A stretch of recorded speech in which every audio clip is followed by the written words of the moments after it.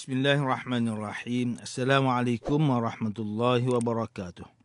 Innal hamdalillah nahmaduhu wa nasta'inuhu wa nastaghfiruh wa na'udzu billahi min shururi anfusina wa min sayyiati a'malina. Man yahdihillahu fala mudilla lahu wa man yudlil fala hadiya lahu. Asyhadu an la ilaha illallah wahdahu la syarika lahu wa asyhadu anna Muhammadan 'abduhu wa rasuluh. Allahumma salli wa sallim على سيدنا محمد وعلى آله وأصحابه والتابعين ومن تبعهم بإحسان إلى يوم الدين. أعوذ بالله من الشيطان الرجيم. يا أيها الذين آمنوا اتقوا الله حق تقاته ولا تموتن إلا وأنتم مسلمون. أما بعد. Yang berusaha Tuan Haji Ahmad Nazri Muhammad Yusof selaku penerbit rancangan tafsir Al-Quran dan seterusnya sidang pendengar yang dirahmati Allah. Alhamdulillah, pertamanya marilah kita bersama-sama merafakkan setinggi kesyukuran kehadrat Allah Subhanahu Wa Taala di atas segala nikmat, kurniaan dan rezekinya yang tidak ternilai.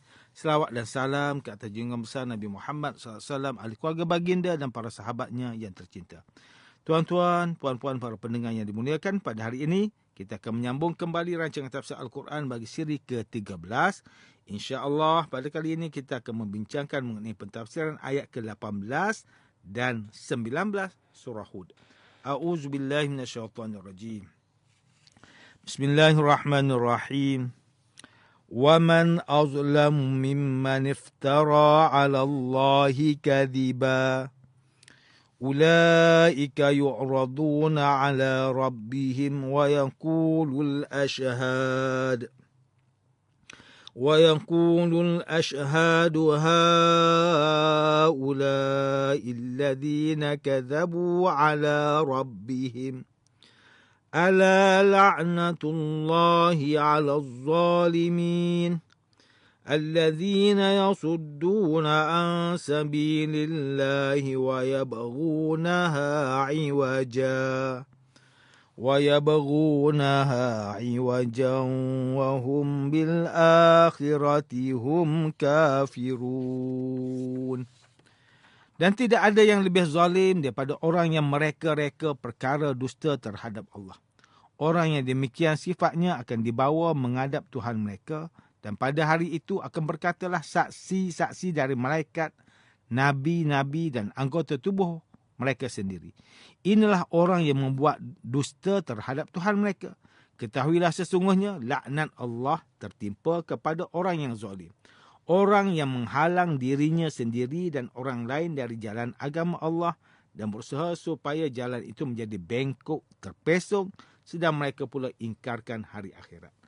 Sidang pendengar yang dirahmati Allah, Profesor Dr. Muhammad Quraish Shihab melalui kitabnya Tafsir Al-Misbah mentafsirkan ayat ke-18 dan 19 surah Hud dengan menghuraikan kalimah faman azlam, yang bermaksud siapakah yang lebih zalim, merupakan suatu pertanyaan yang memberi jawapan tidak ada.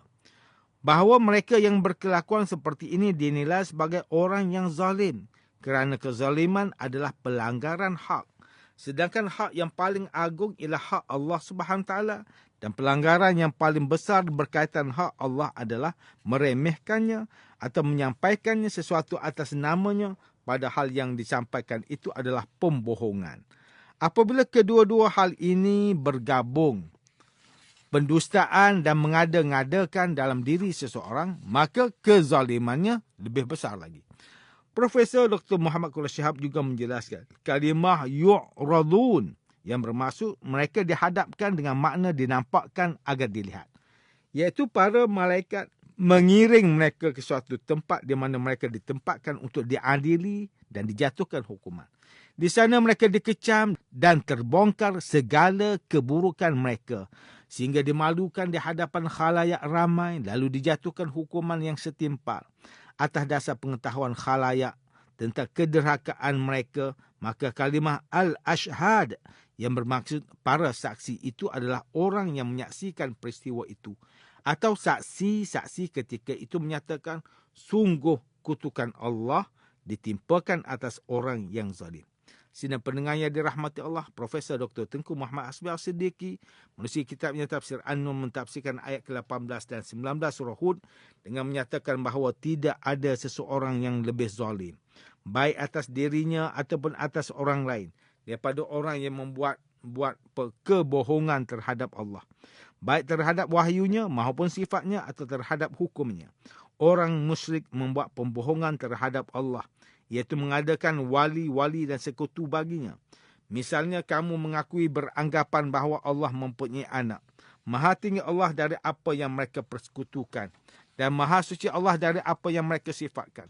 Mereka yang terlalu jauh dalam kekafiran dan kemusyrikan akan dihadapkan kepada Tuhan untuk dihisab amalannya. Pada hari itu berkatalah para malaikat, para nabi dan orang soleh, mereka inilah yang berdusta terhadap Allah dengan mengadakan pelbagai pembohongan. Ketahuilah bahawa laknat Allah akan ditimpa kepada orang zalim.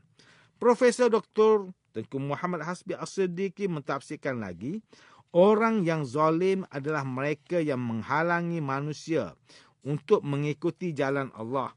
Sesungguhnya agama Allah lah yang lurus dan jalannya yang tempang. Mereka menyifatkan agama Allah tidak secara jujur untuk menjauhkan manusia dari agamanya. Mereka sendiri mengingkari negeri akhirat, tidak mengimani hari kebangkitan dan hari pembalasan. Tuan-tuan, puan-puan yang dimuliakan, Profesor Dr. Haji Abdul Malik bin Abdul Karim Amrullah, lebih dikenali sebagai Hamka, melalui kitabnya Tafsir Al-Azhar ketika mentafsirkan ayat ke-18 surah Hud ini dengan menyatakan bahawa persoalan yang dikemukakan di dalam ayat ini berbentuk pertanyaan yang disebutkan sebagai istifham inkari di dalam bahasa Arab. Dijelaskan bahawasanya mengada-ngadakan suatu keterangan dusta tentang Allah adalah puncak segala perbuatan zalim. Maksud mengadakan pendustaan kepada Allah adalah memutarbelitkan kebenaran dan cuba mendustai kenyataan. Pada hari kiamat kelak adalah hari menghisap segala amal baik dan buruk manusia. Maka akan ada saksi kelak terdiri daripada malaikat ataupun daripada sesama manusia yang akan tegak dengan kesaksian dan pembuktian mereka yang tidak dapat dibantah lagi. Walau tiada saksi sekalipun, perkara yang dilakukan mereka itu akan diketahui juga kerana Allah sendiri menyaksikan setiap gerak-geri manusia. Saksi akan menuduh mereka dengan mengatakan bahawa orang ini adalah tukang bohong, berdusta dengan membawa nama Tuhan. Mereka itulah orang zalim yang akan dilaknat Allah. Perkataan zalim itu adalah dari perkataan masdar zun yang bermaksud gelap. Ini adalah kata berlawanan bagi terang. Allah SWT telah menunjukkan jalan yang terang dengan perantaraan nabi-nabinya dan kitab-kitab sucinya. Namun mereka masih memilih menjauhi jalan yang terang dan mencari jalan yang gelap dengan sengaja. Bukankah orang seperti ini layak mendapatkan kutukan dari Allah? Hamka mentafsirkan ayat seterusnya, iaitu ayat ke-19 surah Hud, bahawa orang zalim itu adalah mereka yang sengaja menghalang jalan kerana tidak suka kepada jalan yang terang dan benci melihat orang lain lalu di jalan itu. Jika mereka menghalang, maka perjalanan orang lain akan bengkang-bengkok dan melambatkan mereka sampai ke tempat yang dituju. Padahal sabilillah diberi nama oleh Tuhan sendiri dengan Siratul Mustaqim, iaitu jalan yang lurus. Perbuatan zalim itu adalah keberanian membuat perlanggaran yang besar-besar, mengada-ngadakan atas nama Allah, menghalang jalan Allah atau membuatnya bengkang-bengkok. Mereka melakukan demikian kerana mereka tidak teguh kepercayaan bahawa perbuatan jahat itu akan dipertanggungjawabkan di hari akhirat kelak.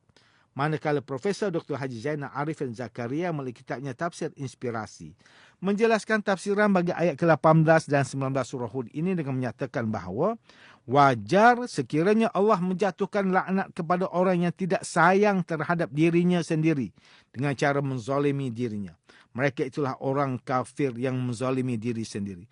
Seterusnya mereka menzalimi diri sendiri ini terjadi apabila pertama, dia tidak mengakui Allah. Kedua, menghalangi jalan Allah. Ketiga, menginginkan jalan itu bengkok. Sidang pendengar yang dimuliakan, demikianlah tafsir bagi ayat ke-18 dan 19 surah Hud menurut pentafsiran oleh para ulama. Ayat ke-18 dan 19 surah Hud ini menjelaskan bahawa Orang yang zalim itu adalah mereka yang melakukan pembohongan di atas nama Allah. Mereka adalah yang paling zalim di antara yang terzalim. Di akhirat kelak akan ada saksi yang menyatakan pembohongan dan pendustaan mereka. Orang zalim ini juga adalah mereka yang menghalang orang lain daripada jalan Allah dan menginginkan keingkaran terhadap agama oleh orang lain. Dalam masyarakat Malaysia kita hari ini, kita mungkin tidak melihat dengan jelas golongan orang kafir yang berdusta atas nama Allah dan menghalang Muslim daripada melakukan ketaatan kepada Allah SWT. Kerana negara kita bebas dari jajahan dan merupakan negara Islam. Namun jika kita melihat suasana dunia luar seperti di Palestin, mereka masih dibelenggu dengan suasana kezaliman dan kekejaman daripada penentang Islam. Kita sebagai Muslim bukan hanya perlu cakna dengan keadaan masyarakat sekeliling kita, namun kita juga perlu cakna dengan isu sekeliling dunia. Di Palestin, Israel menentang dan memusuhi umat Islam di sana. Mereka diserang tanpa amaran, mereka dihalau, dirosakkan masjid-masjid dan tempat ibadah. Ini jelas menunjukkan kebencian mereka sehingga sanggup melakukan kekejaman dan kezaliman. Mereka dipenjara dan diseksa dengan kejam. Mereka dihalang melakukan ibadah. Adakah orang yang lebih zalim lagi berbanding mereka ini? Mereka mendustakan Allah, bahkan menghalangi orang lain melaksanakan ketaatan kepada Allah Subhanahu Wa Taala. Firman Allah Ta'ala dalam surah Al-A'raf ayat ke-45, Alladzina sudduna an sabilillahi wa yabghunaha iwaja wa hum bil akhirati kafirun.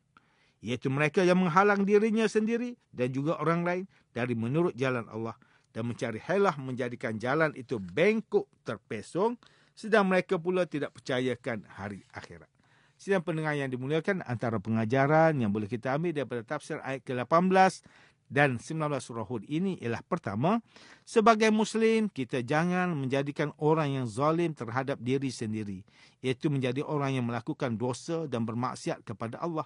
Hal ini kerana bermaksiat kepada Allah hanya akan mengundang murkanya dan menjauhkan kita dari rahmatnya. Sedangkan rahmatnya itu adalah sinar kehidupan buat Muslim. Kedua, umat Islam perlu cakna dengan kezaliman yang berlaku di sekeliling, terutamanya yang berlaku terhadap umat Islam sendiri. Sebagai Muslim, kita perlu menghulurkan bantuan mengikut kemampuan kita untuk mereka agar mereka tidak lagi ditindas dengan kejam.